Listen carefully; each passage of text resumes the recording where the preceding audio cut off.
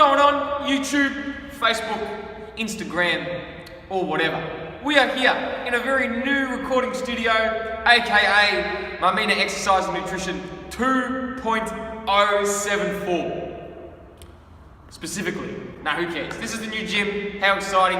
When it's all ready to go, I will do a tour of the premises as it stands. 1 million square feet of awesomeness. Today we're going to talk about why adherence is the biggest predictor of success and why it is the most important program variable, if you were to call it a program variable, that is. But for the sake of this video topic, we'll call it a program variable, and if you refer to Eric Helms's muscle and strength pyramids, which if you have not purchased, you should probably purchase because they're fantastic. It is the foundation for all of the other acute exercise variables, because if you don't stick to something, chances are you're not going to do it, and then it's not going to work at all. So with reference to some really important acute exercise variables like volume sets, rest, tempo, and all that really cool stuff, who cares about any of that if you don't actually do the program and don't adhere to the program? When I say adherence is the biggest predictor of success, it means that we need to find behavior change strategies that you can stick to long term so that you actually adhere to the program. Because regardless of any scientific principle of strength training, if you don't do it, it's not going to work. That being said, this does not mean that every single program that I write or that you do, whether you write it yourself or whatever, is going to be drastically different from somebody else's program, because the scientific principles of strength training apply to a large majority of the healthy population. So whilst the ever so important scientific principles of strength training apply to a large majority of the healthy population, it is the manipulation of those variables that make programs specific and individual to the trainee themselves. And whilst these variables are very important to manipulate, whether it be certain programming constraints like volume sets, rest, tempo, etc., those behavior change processes, which I'll refer to during a later section of this video, are much more important than just thinking about how much volume can this person handle and still progress, or at what tempo specifically should this person do bench press for their desired goal.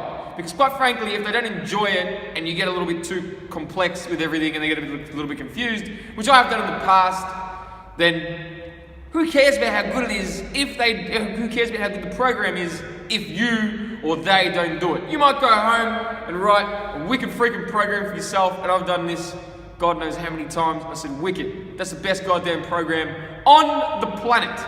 But sometimes it's just way too hard for me, and I don't consider the confounding that is real life constraints, and I wind up doing the program for a good 2 weeks and falling flat on my freaking face. The main thing is you stick to it, adhere to it, find behavior change processes you can stick to long term, and thus you will progress. Let's say you find a behavior change that you can stick to long term, and that's facilitated by a certain exercise intervention that you enjoy doing. That's all well and good. A lot of people do enjoy certain exercise interventions which aren't very effective for the long term. And that's great if you do it for the short term and it kickstarts your physical activity regimen or behavior change. But understand that regression, with reference to the behavior change model known as the trans-theoretical model, can occur at any stage of the TTM, which is the trans-theoretical model. I just don't like saying trans-theoretical because it's a very long freaking thing to say. So we're just going to refer to it as a TTM. Talking in this manner is actually giving me a neck cramp right here. Just because everything is quite intense. Regression can occur any moment from a behavior change perspective and not a performance perspective. However, with reference to that, if regression did occur from a behavior change perspective, then your performance would suffer too, because you didn't stick to the intervention, and thus you wouldn't be able to perform optimally. Another thing too, even if you're one of those hustle and grind people, if you don't like it, I have noticed observationally, even with myself, if you don't like doing the exercises, or if you don't like doing certain things about whatever you're doing, you won't do them to their fullest, regardless of how awesome you think you are. And you probably are awesome, but if your program isn't enjoyable and you don't adhere to it, you won't be as awesome as you probably could be if you just did something that you enjoy. So let's say you're doing an intervention or something. When I say intervention, I just mean like a lifestyle change, behavior change, whatever. Let's say you're doing anything of the sort. Let's take exercise regimens, for example, like boot camps. I think boot camps are all well and good, and I'm not here to knock boot camps, but a lot of boot camps lack a systemized progression scheme and a principled structure.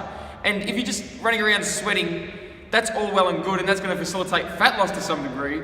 But once you hit a plateau, there is nowhere to go from there unless a progression scheme is built in place to augment performance within whatever gym you're at and to facilitate adherence. I'm sure you've all done something where it just feels very monotonous and you're doing the exact same thing over and over and over again without any built-in progression scheme.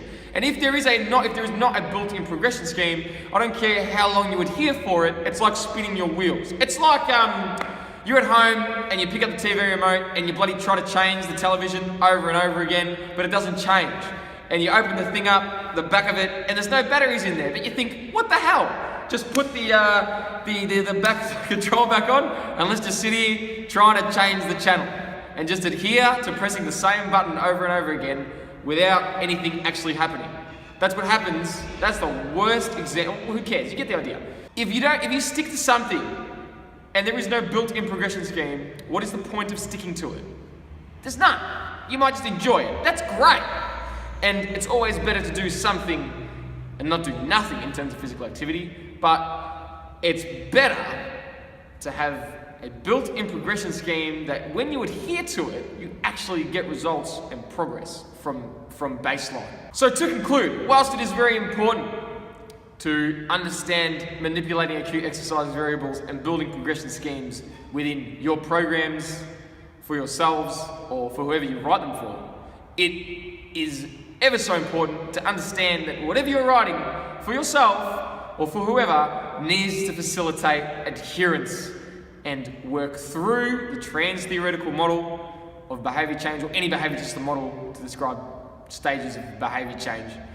It needs to work through that to facilitate an adherable, which is not a word, but I'm going to use it because everyone understands that it's like adhering to adherence. Oh, inception. Adhering to a certain programming structure or intervention or whatever. That being said, the acute manipulation in exercise variables, or even the long-term manipulation, more important, of exercise variables, is important because if you don't have an overall progression scheme built in somewhere, there is no point, or there's very little point adhering to a monotonous program where progression is not a major factor. I hope you really enjoyed that video. Like this video, comment on the video, subscribe to the channel, or if it's on Facebook, share it, like it, do an angry face. No, don't do that, oh my God. Or you can, because it's the internet, and who cares? Thank you very much, everybody. I'll speak to you in the next video, filmed with my iPhone 6, which totally needs an update.